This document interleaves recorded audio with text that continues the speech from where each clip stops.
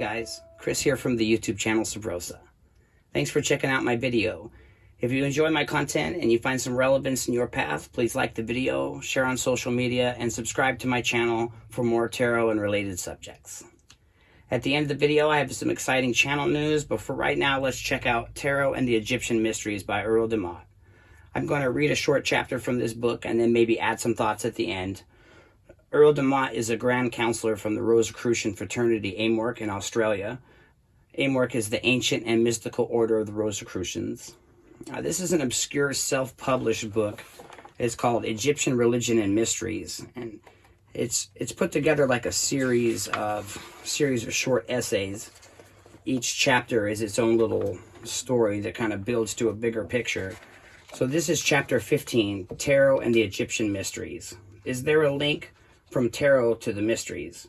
A belief or conviction exists among some esotericists that there is a connection between the images or messages of the tarot deck and the structure and content of Egyptian mystery wisdom. Claims are also made as to the tarot's origin in Egypt and its purported dissemination in Europe by the Gypsies. The deck is also described as a book of arcane knowledge, an important remnant of the Book of Thoth, a book of wisdom attributed to the ancient god Tehuti, or Thoth. It's alleged that such arcane knowledge was inserted into the symbology of the tarot images. In this chapter, we shall examine the basis of these beliefs or convictions and comment on them. There is no evidence to indicate that the deck as such happened to be a card game in Egypt, nor of any objects depicting inscriptions as vehicles or knowledge of wisdom. Historical evidence points to its first appearance in northern Italy in the 14th century and spreading there into other parts of Europe. During the heyday of the humanist movement of the Renaissance, a manuscript was circulated in 1419 by a Florentine, which may have provided the stimulus and some visual material for the production of the tarot deck. The manuscript was attributed to Heropalo of Alexandria and was written in the early Christian period. Entitled the Hieroglyphica, it is purported to interpret the sacred writings of the Egyptians, thus uncovering the mysteries of Egypt. How Heropalo could have read the secrets of the hieroglyphs itself is a mystery, seeing that he had not the advantage of the last 2 centuries of Egyptological research and criticism that forms a huge part of what we currently know about Egypt. The Heropalo manuscript was later proved to be a fabrication. However, by its impact on the Renaissance mind, eager to explore the secrets of antiquity, we may conclude that this may have been the start of the development of the Egyptian hypothesis on the origin of the tarot. Interest increased in Europe in the 18th and 19th centuries in the belief that the ancient civilization along the Nile Valley held the answer to many secrets of the man and world. It was accepted that the mystical alphabet of hieroglyphs and Egypt's sacred sites had much more to reveal than what was then known. The second major effort since the Heropalo manuscript was the first attempt to popularize an Egyptian linkage to the tarot that came from the work of Earle De Motte. It was subsequently elaborated by Aliette, who produced the Italia deck, and John Baptist Poitou, pen name of Paul Christensen in 1870. Over this century, a group of promoters held the conviction that all the best wisdom came from Egypt, and that ancient Egypt would be the logical source of the Western mystery tradition encryption in the tarot. To Geblin, the tarot was a remnant of the legendary Book of Thoth, an assumption based on the information received via the Hermetic stream that was part of the Renaissance, whilst Aliette described the tarot as holding the hidden secrets known to the Egyptians pertaining to the creation of the world and history of humanity. The third figure of this group, Paul Christian, who first used the terms major and minor arcana, referred to the deck as a series of hieroglyphs, that is, specific to Egypt, not in the general sense of the term used today. The popularity of this hypothesis, or presumption, resulted in the appearance of some decks, either wholly or in part, that tried to Egyptianize the tarot. Flaws in the hypothesis. A cursory look at the tarot deck would immediately reveal that the tarot was originally a carefully contrived book of wisdom, distilling the essence and affinities of several esoteric traditions, and that its imagery reflected medieval and Renaissance culture and art symbols. Robert O'Neill, Chas Clifton, and others point to obvious flaws in the Egyptian hypothesis. O'Neill notes the absence of Egyptian iconography, animal symbols like chickens, owls, snakes, ibis, and the preponderance of animal-headed gods found in Egyptian writing and illustrations were absent from the tarot decks of the Renaissance. A glaring omission was any reference to the mythological structure of the Egyptian religion and mysteries, stories, and principles represented by the myth of Osiris, Ra, and the Horus-Set conflict. Nor was there mention of the importance of Mot and Thoth as important players in the creation of the world or its maintenance. On the other hand, there were direct and unquestionable insertions in the tarot of symbols from the Kabbalah, the Bible, art and literature of ancient Greece and Rome, and of Muslim, medieval, and Renaissance culture. The dramatic figures of triumphal procession, the thought and process of alchemy, astrology, Gnosticism, and Hermeticism. It would seem that the original designers of the tarot deck tried to epitomize the wisdom of the world contained in all the esoteric traditions then known, with no preponderant emphasis on Egypt. There was speculation about the gypsies leaving India and passing through Egypt, bringing the cards with them as they spread over Europe. Another located the source of the cards to a group of initiates who met at Fez, Morocco, to commit their hidden wisdom to a common card game, to a profane vehicle so that it would be perpetuated by the popularity of gaming. Such speculations appear to be just what they are, sincere and based on intuitions of what the truth could be, but insufficiently supported by cold facts. The journey of self-realization.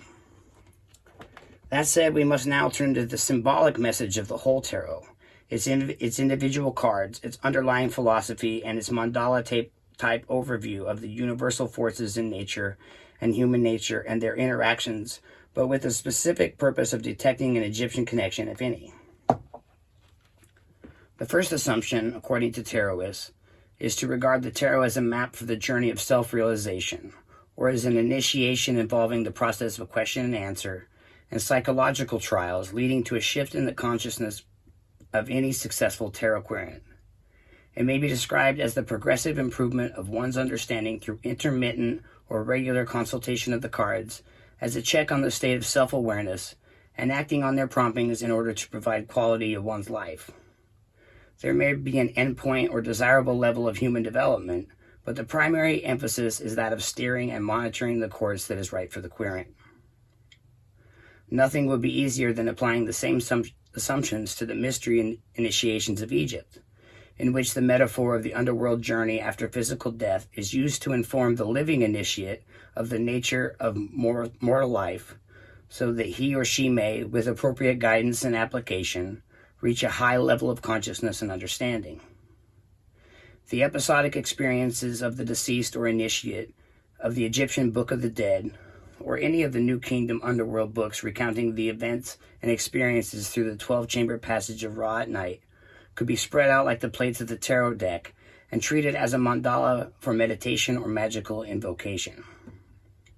By contemplating the images in either the tarot or the record of the relevant papyrus, one will be capable of exploring one's individual psycho-spiritual dimension in a cosmic context, using the insights gained as a means or pathway to higher consciousness or self-fulfillment. Egyptian initiation. The closest matching of the tarot and the Egyptian initiatory tradition appeared within a manuscript presumed to have existed since the early Christian era. The manuscript, which had the title of Egyptian Initiation, was attributed to the Neoplatonist philosopher and Egyptian initiate Imbaclus, was translated into French by journalists to many archives through his work with government records. The manuscript described the initiation of a neophyte who submitted himself to an initiation conducted in the Temple of the Mysteries. The candidate was led to the foot of the Great Sphinx, through a door situated in the Sphinx legs, and into a subterranean chamber where the initiation would commence. After surviving a series of formidable trials and successfully traversing a long, tortuous passage with the aid of an oil lamp, the aspirant would arrive at a wooden door that opened into a long, narrow hallway. The walls of the gallery were covered with a series of 22 frescoes portraying the major arcana of the Gypsy Tarot. An initiate holding the rank of guardian of the sacred symbols would greet the aspirant at the door and then proceed to instruct him on all the metaphysical meanings of their symbolism. These frescoes depicted metaphysical laws governing the universe and explaining its creation. Paul Christian went in some detail in producing an individual card de fresco identification of each of the images, leading to the conclusion that the tarot metaphysically encoded the same process-based creation metaphysics conveyed in the myth of Osiris. Some tarotists teach that cards 1 to 11 of the major arcana portray principles governing the creation of the physical universe, while cards 12 to 22 describe matters relating to human evolution and spiritual development. It is possible they are following Christian's lead in this hypothesis, and it is also possible that their convictions may be based on affinities to be seen among many creation mythologies. The events described in the frescoes and cards again seem to resemble a rite in the coffin text, which was written about the 22nd century BC, where a messenger enters the duat, or underworld, and participates in the mystery of Osiris's resurrection. The correspondence of the 11 pairs of frescoes within the 22 plates of the tarot trump cards is an instructional sequence would be quite seductive to even those who have doubts about the Egyptian connection. Unfortunately, no trace of the so-called manuscript, starting with its classical author Paul Christian, has yet to be found. Tentative conclusions. Some tentative conclusions may now be reached about the Egypt tarot hypothesis. 1. We lack sufficient corroboration to any claim to regard the mystery wisdom of Egypt as the original source of the tarot deck. 2. Both tarot and Egyptian papyri and wall illustrations and writings reveal to those with due training or initiation the mysteries of the world and the human being and how they are related, and this revealed knowledge pertains to our relationship with the forces and functions of the cosmic. The ultimate aim in both cases is to turn this knowledge into wisdom by applying it successfully in one's life. 3. The predominant theme is both the journey of the soul from darkness into light, during the course of which the underworld traveler or the living person or the querent of the tarot undergoes a series of transformative experiences. During the journey, the traveler or seeker is challenged by trials, is expected to respond to both threatening and pleasant encounters, be they in the Egyptian duat or the querent's unconscious, and is helped along by the way of various agents, underworld guides, or in the case of the tarot, the expert tarot reader. 4. In the language of depth psychology, both may be interpreted as an individual journey into the unconscious, finding revelation in the personal and collective states of consciousness, in the healing interaction between the individual ego and the collective unconsciousness of mankind. The resulting achievement of balance and harmony by an integration of the psyche's dispersed elements has been variously described as individualism by Carl Jung, a state beyond self-actualization, Abraham Maslow, integration beyond the boundaries of the ego, peace profound, and transcendence, transformation, and rebirth. 5. The themes and events in the underworld journey, as portrayed in the Egyptian funerary papyri and wall inscriptions, are, likewise, signposted in the tarot cards, but not using identical Egyptian imagery. Though probably working in both cases on the identity and nature of cosmic forces at work, the designers of the earliest sets of the tarot drew more from multiple sources and sparingly from the Egyptian fount, if at all. However, the more we perceive the presence of the universal archetypal symbols of mankind revealed in the various traditions that provided the content of the tarot, and seeing that most of the Egyptian Neteru, or gods, represented these archetypal forces in their own way, the easier it is for us to see affinities with the initiatic path of the mysteries of Egypt. 6. In the case of Egyptian mysteries, self-exploration takes place in the prepared setting of the sacred temple precincts, where an aspirant is confronted with the aspect of reality in another plane of existence. Initiation is contrived by hierophants and experienced by the neophyte. Revelation and transformation are the result. On the other hand, if the tarot reading is to be self-revelatory and transformative, it is achieved by questioning, then seeking information from the suggestive nature of the images, interpreting through one's intuition, and if necessary, receiving interpretive help from a tarot guide. The processes in each case may differ, but in both, one has to find meaning and ultimate truth that lie hidden in their symbols, metaphors, and the process of self-examination. 7. In the writer's view, the afterlife literature of Egypt was never intended to be divinatory, but a guide to living in the present and the hereafter. To the Egyptian mind, the future was already known or stated in various ways, and furthermore, one had the choice to shape the future by right living, accepting one's cosmic role, and the practice of magic. The tarot, apart from the meditational value of individual and group cards and its informational aspect as a book of wisdom, finds its greatest popularity as a divinatory tool. Looking for affinities. In the final analysis, one could see some affinities between the Egyptian mysteries and the tarot in their mystical, mythological, and psychological content. Both deal with forces, principles, and functions of the universe. Some are astronomical, such as the sun, moon, and star cards, together with the symbol of the lightning tower card, as these show phases of the light or illumination in contrast with the death card and other supporting cards. It stresses the theme of moving from darkness into light in the fool's journey, as well as stresses, at appropriate times, the nature of the querent's mood or state of consciousness. There is impressed on some cards the presence of dualism in the world, seen in the repetition of double columns, twin-yoked horses, light and darkness, sun and moon, and other objects. There are symbols that reveal the cyclical nature of change as taught by the mysteries. This resembles the return of the querent from time to time to seek the wisdom of the deck. Cards representing cosmic forces and forces within the psyche figure in temperance, fortitude, fool, and devil cards. There may not be exact correspondences, but the Egyptian literature abounds with the whole company of gods influencing the human and his world.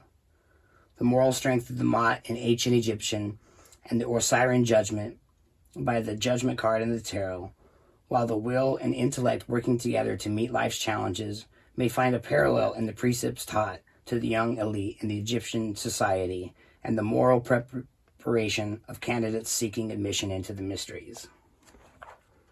Robert O'Neill sees further resemblance between the Hierophant of the tarot and the images of Osiris in his throne in the Duat, between the stars, cards, imagery, and the Nile goddess. Rachel Pollack, the leading authority on the tarot, whilst criticizing Geblin's work as being more fanciful than factual, nevertheless calls attention to the Egyptian concept of the Godhead as being a trinity of two males and females, which is adequately represented in the Empress, Emperor, and Hierophant cards. She also points to the Wheel of Fortune card being a restatement of death and rebirth theme, with various animal symbols on the rim of the wheel, recalling the various characters of the Osirian myth. However, its specific Osirian orientation can only be supported if one does not refer to earlier packs before the Marseille Tarot of 1748. The Book of Doors. It will interest those tarot students who are enthused by the Egyptian connection to know there is a remarkable production of a divinatory deck, though not a tarot, wholly Egypt-centered, with 65 cards made up of the Ogad 8 and multiplied by 8, together with what would substitute for the outside of the Fool card, called the Neter Netiru card. Each group of 8 represents a company of gods or forces and powers in the universe and humanity. In the work of Vege and Davidson, whose Book of Doors sets forth their creative endeavor, the cards give representation of the pure archetypes of Egyptian deities and the energies they represent within the mythology of creation.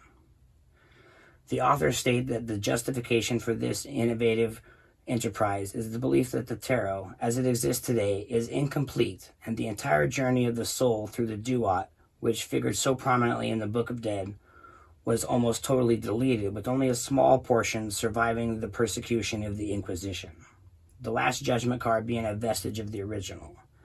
And finally, they feel the original tarot decks have undergone much variation in form, number, and symbol, so that one may find of great value to explore the Egyptian magic in modern dress. Care must be taken to see it as another recreation of the plates in the traditional tarot decks. The total panorama of Egyptian symbols, though oracular in emphasis, does not negate its value as a tool of meditation and magical invocation. This is by Earle De Motte, Egyptian Religion and Mysteries, and this was Chapter 15.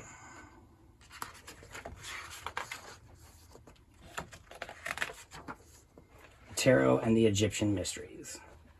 And here we see in the illustration, most tarot decks show only 1 or 2 Egyptian motifs, like the 3 cards from the weight deck shown above, except for the Veggie and Davidson divination deck. So I found that to be an interesting point. Earle De Motte's, the Grand Counselor of a Rosicrucian fraternity, so clearly he's a very, smart and learned guy. I'm not sure why he would talk about there not being an Egyptian tarot deck. For example, this is an Egyptian tarot deck. My sister got this for me in Egypt. This was printed in 1982 by U.S. Game Systems, and it's a beautiful deck. And this comes from a 1909 book by the Count of Saint Germaine, whoever that may be, Practical Astrology, and the whole deck is illustrated in this book. You can see the different plates here.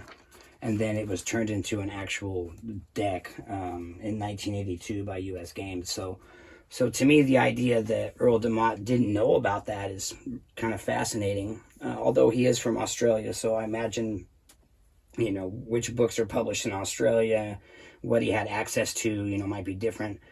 And this book is, I think, 2012. Recently, all of the major tarot deck manufacturers have their own Egyptian tarot, and while this particular deck is out of print and hard to find and set you back a pretty penny, there are plenty of Egyptian tarot decks that you can pick up today. I found his book to be really great. I've read the whole book, and when you put all the different pieces together, it really tells a fascinating story. That's Earle De Motte, Egyptian Religion and Mysteries. And I also really enjoyed his book, The Grail Quest, Search for Transcendence. And this one was published by the Rosicrucian Order from Australia. These are both really great books. This one only comes in a paper copy, running you about $20. Egyptian Religion and Mysteries is self-published, so it's a little bit harder to get a copy of. It'll set you back about $50, and you can pick up an ebook copy of this for $5. So I'll be sure and leave the links in the description if you wanted to check these out.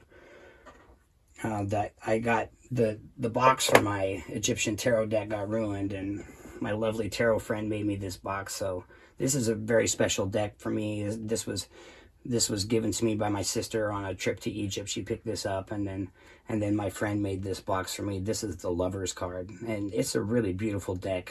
I would suggest, if you can find an affordable copy of this 1982 deck, the Egyptian tarot, I would definitely pick one up if you can pick one up for a fair price. So I talked about, we had some exciting channel news coming up. So it's been a while since I've been able to spend some time with you guys, and I'm excited to be spending time with you guys again. I'm working on some new videos. I'm excited to hear some of your thoughts and in any suggestions you have about maybe book reviews or deck reviews. I'm also doing personal readings for people, so if a personal reading is something that you're interested in, you can leave me a comment. You get a hold of me on social media, and we can schedule a reading for you. I have a new video coming out on the new moon, which will be July 5th, and I'll be reviewing the Wiser Tarot Journal. This is really awesome, so I'm excited about that. So if you want to subscribe to the channel and set the alerts, that way you don't miss that. I'm going to be doing it as a premiere so that we can all have sort of a live chat conversation together, and I'll make sure that I'm there and participating in that conversation with you guys. I'm really looking forward to that. That'll be on July 5th. Another book review I'm working on is Alan Moore's Promethea. We're going to start with book 1. This is just the most gorgeous comic book, graphic novel that I've ever seen, and there's a few parts where it gets into the Kabbalah. It goes over the entire tarot deck. It's just absolutely awesome, and so I really look forward to doing a book review of Promethea as well. So I really appreciate you guys taking the time to spend some time with me. And it's been a little bit, and I wanted to just thank all you guys for staying subscribed. And I look forward to doing lots more videos here soon. So I'd be happy to hear from you. What did you think of Earle De Motte's chapter about Egyptian religion and mysteries and how they relate to the tarot. I'd love to hear your thoughts about that. And anytime that you want to send me a message, if you're interested in getting a personal tarot reading, that would be great. So if you want to like, share, and subscribe, maybe share with your friends, and set the alerts, because on July 5th, we're going to be doing, for the new moon, we're going to be doing that book review. So thanks again for taking the time to check out the video. Peace, Profound, and LVX.